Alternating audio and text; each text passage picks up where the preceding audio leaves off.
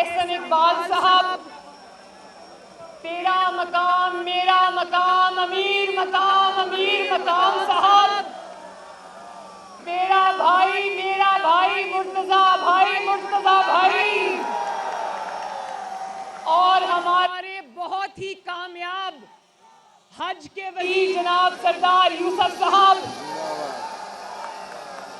मेरे बहुत मोहतरम भाई जनाब सज्जाद अवान साहब, मेरे मोहतरम अंकल जनाब जफर इकबाल झगड़ा साहब, मेरे वालिद के देरीना साथी जनाब मेहताब अब्बासी साहब, परवेज रशीद साहब, मरियम औरंगजेब साहिबा, और मेरे मानसेरा के हजारा के भाइयों बुजुर्गों बेटों, आपको मानसेरा की बेटी, मानसेरा की बहन और मानसेरा की बहू मरियम नवाज की तरफ से अस्सलाम अलैकुम।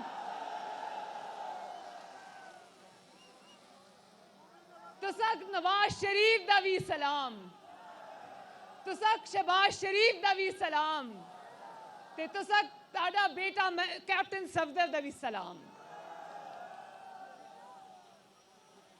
मानसेरा आलियो क्या हाल है, ठीक हो ना?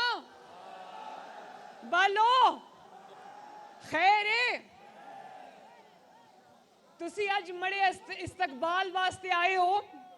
मैं तुसा हर कदे आखदी हां, क्योंकि अज मेजबान भी मैं ते मेहमान भी मैं।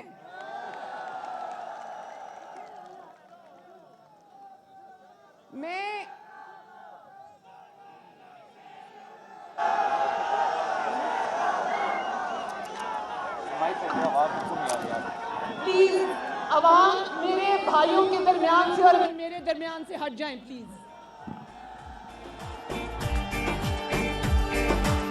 हट जाएं।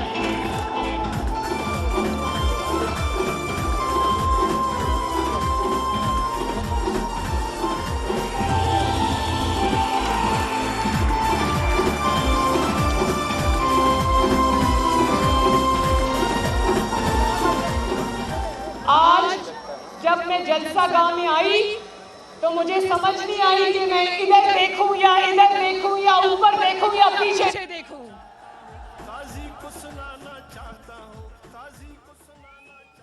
मुझे आज ये पता चल गया कि हजारा नवाज शरीफ का था, नवाज शरीफ का है और इंशाअल्लाह नवाज शरीफ का ही रहेगा। चाहता हूं वोट को इज्जत दो, वोट को इज्जत दो, वोट को इज्जत दो, वोट को इज्जत दो, वोट को इज्जत दो। शाबाश मेरे नौजवानों, जोर से ये नारा लगाओ, वोट को इज्जत दो। बताना चाहता हूँ, काजी को सुनाना चाहता हूँ, काजी को सुनाना चाहता हूँ, एक नारा लगाना चाहता हूँ, वोट को इज्जत दो, वोट को इज्जत दो, वोट को। ये जो इतनी बड़ी तादाद में यहाँ पर नौजवान आए हैं, मैं उनको खसूसी तौर पे शाबाश देना चाहती हूँ। वैसे अभी जरा तराना ना लगाएं, बात करने दें। वैसे मुझे बड़ी खुशी होती है देख के कि मैं जिस भी सूबे में जाती हूँ, पाकिस्तान में जिस जगह भी जाती हूँ, मुझे सबसे बड़ी तादाद में अपने जलसों में ये नौजवान शेर नजर आते हैं। वाह शेरो दलेरो जिंदाबाद। वैसे ये कहना ज्यादती है कि ये सिर्फ नौजवान होते हैं, हमारे जो बुजुर्ग हैं उनका भी जो जज्बा है वो भी देखने के काबिल है। तो नवाज शरीफ का, मरियम नवाज का हजारा के साथ रिश्ता बहुत पुराना है और हजारा और मानसेरा इस बात की गवाही देगा कि ना सिर्फ हजारा और मानसेरा ने ये रिश्ता निभाया, बल्कि नवाज शरीफ ने भी इस रिश्ते को हमेशा निभाया ना। नवाज शरीफ ने आपसे मोहब्बत निभाई, नवाज शरीफ ने आपसे वफा निभाई, और आज पाकिस्तान के अवाम से, हज़ारा के अवाम से नवाज शरीफ ने जो वादे निभाए, जो रिश्ता निभाया, जो मोहब्बतें निभाई, आज उसी की सज़ा आपका महबूब लीडर नवाज शरीफ भुगत रहा है। उसी की सज़ा आज न सिर्फ पाकिस्तान भुगत रहा है, बल्कि नवाज शरीफ भी भुगत रहा है, मुस्लिम लीग नून भी भुगत रही है। तो ये गवाही देते हो ना कि नवाज शरीफ ने आपसे अपने वादे पूरे किए। हज़ारा मोटरवे का वादा किया था, तो क्या नवाज शरीफ ने वो वादा पूरा किया? आपको गैस और बिजली देने के वादे किए थे। क्या आपके बेटे कैप्टन सफदर ने, जो आज कोरोना से बीमार है, अल्लाह ताला उनको शिफा याब करे, पहले से बहुत बेहतर है, इंशाअल्लाह ताला आगे भी और बेहतर हो जाएंगे, तो क्या ये जो आपसे बिजली, जो गांव-गांव, घर-घर मानसेरा में आज गैस पहुंची है, बिजली पहुंची है, क्या नवाज शरीफ ने ये वादे आपसे निभाए? और देखो, जिसने पूरे पाकिस्तान में ईंट नहीं लगाई, जो आपके वोट चोरी करके ले गया, आज वो नवाज शरीफ की हज़ारा मोटरवे पर बड़ी चालाकी से अपनी तख्ती लगाकर चला गया। तख्ती लगाने वाला समझता है कि आवाम नहीं जानते कि ये मोटरवे किसने बनाई है। तो जरा मानसेरा और हज़ारा के मेरे भाइयों बुजुर्गों, एक आवाज में बता दो कि हज़ारा मोटरवे किसने आपको दी? किसने दी? वो जो पहाड़ के ऊपर लोग खड़े, जरा वो भी मुझे बता दे, किसने बनाई हज़ारा मोटरवे? ये वाले मेरे भाई भी बताएं किसने बनाई, ये वाले भी बताएं किसने बनाई। और ये भी बता दो कि नवाज शरीफ का पाकिस्तान अच्छा था या इस वोट चोर का पाकिस्तान अच्छा है? वो जो आपको वादे किए गए थे 2.5 साल पहले, जिनके बारे में आज पूछो तो कहता है मेरे पास जादू का कोई बटन नहीं है कि मैं जिसको दबा दूं तो नया पाकिस्तान बन जाएगा। तो क्या जो नया पाकिस्तान 2.5 साल पहले आपसे वादा किया गया था वो आपको मिला? क्या 1 करोड़ नौकरियों में से 1 नौकरी भी किसी को मिली? क्या 50 लाख घरों में से 1 कमरा भी किसी को मिला? क्या 47 रुपए पेट्रोल किसी को मिला? हज़ारा के मेरे भाइयों, मानसेरा के मेरे नौजवानों, बच्चों, बुजुर्गों, ये बात जान लो कि जब तक ये जाली हुकूमत हमारे सरों पर सवार है, ये मुल्क नहीं चल सकता। जब तक ये जाली हुकूमत है, महंगाई कम नहीं हो सकती। जब तक ये जाली हुकूमत है, गरीब का चूल्हा नहीं जल सकता। जब तक ये जाली हुकूमत है, गरीब का घर नहीं चल सकता। जब तक ये जाली हुकूमत है, हमारे गरीब मरीजों को सस्ती दवाई नहीं मिल सकती। ये अपने जहनों में बिठा लो कि जब तक ये जाली हुकूमत हमारे सरों पर सवार है, आटा चोरी नहीं रुकेगी। जब तक ये जाली हुकूमत है, चीनी चोरी नहीं रुकेगी। जब तक ये जाली हुकूमत है, अवाम के दिलों पर और उनके घरों पर मुसीबतें आती रहेंगी, अल्लाह ना करे। और जब तक ये जाली हुकूमत है, आपका वोट चोरी होता रहेगा। मेरे मानसेरा के भाइयों,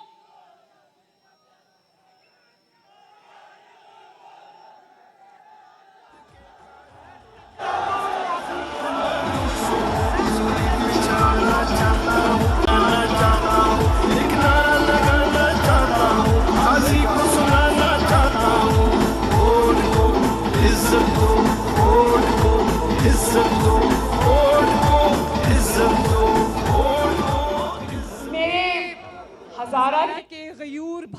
बुजुर्गों, अभी मैं गिलगित बल्तिस्तान में 10 दिन 8 दिन रह कर आई हूं। आप लोगों ने देखा था ना टीवी के ऊपर, ना सिर्फ आप लोगों ने देखा बल्कि पूरी पाकिस्तान और पूरी दुनिया ने देखा कि गिलगित बल्तिस्तान के एक कोने से दूसरे कोने तक सिर्फ एक ही आवाज आ रही थी और वो थी शेर। पूरी दुनिया ने देखा, अपनी टेलीविजन स्क्रीन्स पे देखा कि किस तरह गिलगित बल्तिस्तान के एक कोने से दूसरे कोने तक लोग नवाज शरीफ की हमायत में बाहर निकले और हर जगह शेर ही शेर था। बोलो, देखा था ना?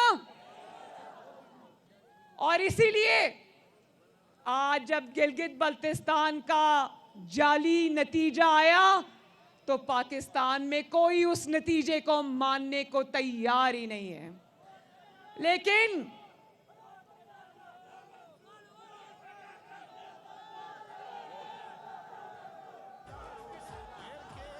और ऊंचा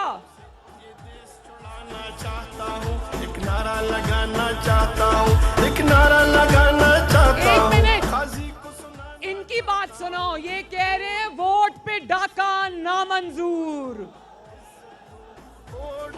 देखो मेरे नौजवानों, एक बात सुनो। ये तराना बंद करें जरा। एक बात सुनो मेरी, ये जो आप लोगों ने कहा ना वोट पे डाका नामंजूर, ये नारा नवाज शरीफ का जो नारा है कि वोट को इज्जत दो, आज उसका ये असर हुआ है कि 2018 में जब इलेक्शन में आपका वोट चोरी हुआ, धांधली हुई, तो ये सिलेक्टेड को जिता दिया गया, ये जीत गया। लेकिन आज ये फर्क पड़ा है कि धांधली के बावजूद गिलगित बल्तिस्तान में इस जाली को नहीं जिताया जा सका। अब ये धांधली करके भी नहीं जीत सकता, ये मेरी बात याद रखो। और देखो, मुस्लिम लीग नून के उम्मीदवार चुराने के बावजूद, इलेक्शंस को चोरी करने के बावजूद, सारी एजेंसीज के नुमाइंदे कई माह तक गिलगित बल्तिस्तान के अंदर बिठाने के बावजूद, तोड़ जोड़ करने के बावजूद, आज आपको कितनी सीटें मिली? तमाम तर धांधली के बावजूद आज इसको कितनी सीटें मिली? सिर्फ 8।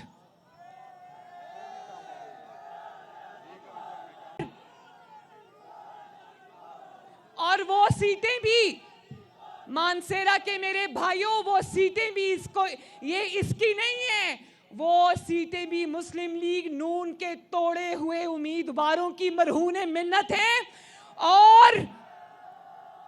और उन सीटों की मुबारकबाद हाँ ठीक है। और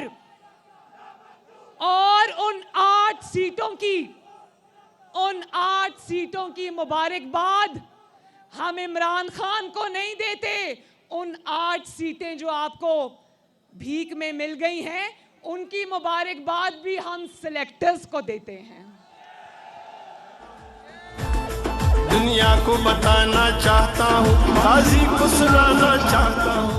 और मेरे भाइयों बुजुर्गों, एक और बात भी मैं आपको बताना चाहती हूँ।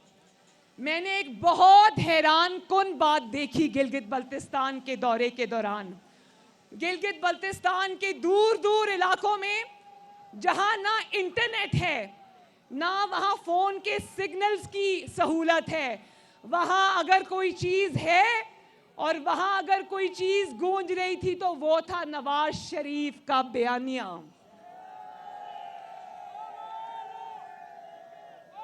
और तुम कहते हो कि नवाज शरीफ का बयानिया क्या है। मैं तुम्हें बताती हूं कि नवाज शरीफ का बयानिया क्या है। नवाज शरीफ के बयानिए ने तुम्हारी सियासत को दफन कर दिया है। नवाज शरीफ के बयानिए ने तुम्हें कहीं का नहीं छोड़ा। और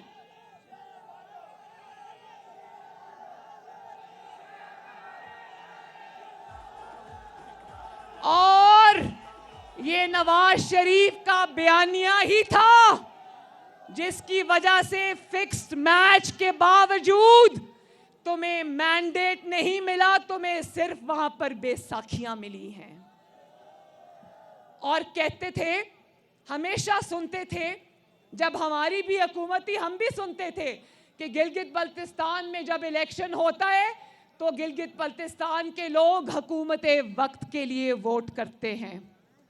जब पीपल्स पार्टी पावर में थी, मेरा ख्याल है कि कोई 14 सीटें उनको मिली।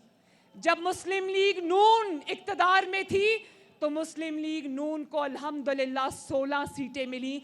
और मुस्लिम लीग नून को अपनी हुकूमत वहां बनाने के लिए किसी बैसाखी की जरूरत नहीं पड़ी। लेकिन आज तमाम तर धांधली के बावजूद तुमको कितनी सीटें मिली? 8 या शायद 7। भाई एक मिनट, वो कह रहे हैं कि एक और कम हो गई है, 7 हो गई हैं। भाई ऐसी इबरतनाक शिकस्त, तौबा तौबा तौबा तौबा। यकीन जानो, इस जिल्लत से मुंह छुपा के घर में बैठ जाना अच्छा। कोई थोड़ी सी भी शर्म और हया वाला होता तो 3 दिन कभी अपने घर से बाहर ना निकलता। और मुझे पता है कि गिलगित बल्तिस्तान के लोग जो हुकूमत वक्त है उसके लिए क्यों वोट करते हैं, मैं समझती हूँ। उनको उनकी जो ज़रूरियात होती हैं, जैसे उनको आटा मिलना होता है, सब्सिडीज़ मिलनी होती हैं, उनको मराहत लेनी होती है, इसलिए वो अपनी हुकूमत वक्त के लिए वोट करते हैं। यहाँ लोगों ने अपना फ़ायदा नहीं देखा, लोगों ने अपना वोट नहीं देखा, लोगों ने इज्जत को वोट दिया और इस जाली हुकूमत को वोट नहीं दिया। और भाई लोग तुम्हें गिलगित बल्तिस्तान में अगर वोट देते तो क्यों देते? तुमने बाकी पाकिस्तान को क्या दिया है जो तुम गिलगित बल्तिस्तान को देते?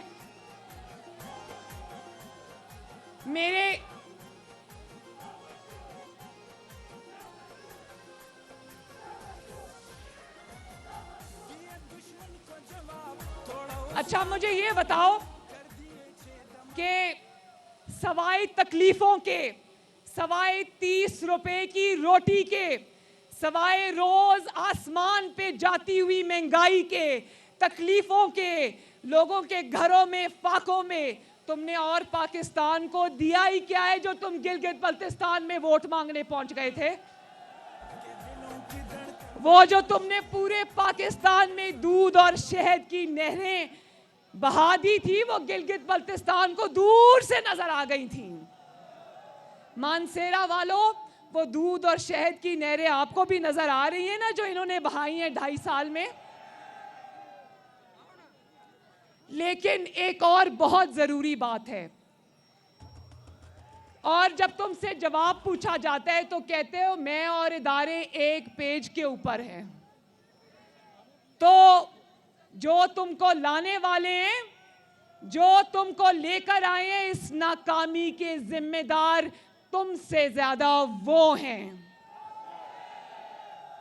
जो तुम्हें इक्तदार में लेकर आया है, आज लोग महंगाई का जिम्मेदार भी उनको करार दे रहे हैं। आज लोग तुम्हारी नाकामी का जिम्मेदार भी उनको करार दे रहे हैं। आज लोग वोट चोरी का जिम्मेदार भी उनको करार दे रहे हैं। आज जो पाकिस्तान की तरक्की की शरह जमीन के नीचे चली गई है, उसके लिए भी लोग उनको कसूरवार करार दे रहे हैं। और जो तुम कश्मीर को भारत की झोली में फेंक आए हो, उसका जिम्मेदार भी आज लोग तुम्हारे लाने वालों को करार दे रहे हैं। लोग तो तुम्हें इस काबिल भी नहीं समझते इमरान खान कि नाकामी का जिम्मेदार भी लोग तुमको करार दें। देखो मेरे मानसेरा के भाइयों और बुजुर्गों, जो इंसान एक यूनियन काउंसिल भी चलाने के काबिल नहीं था, उसको 22 करोड़ अवाम के मुल्क की जिम्मेदारी दे दी। देखो मेरे भाइयों, कितनी बड़ी ज्यादती कर दी।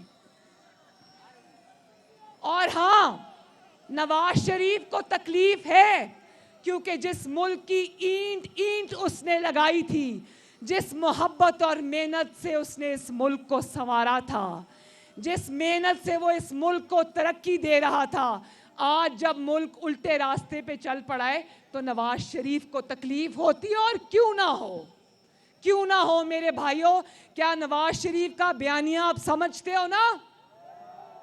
क्या बयानिया है नवाज शरीफ का, जरा बताओ।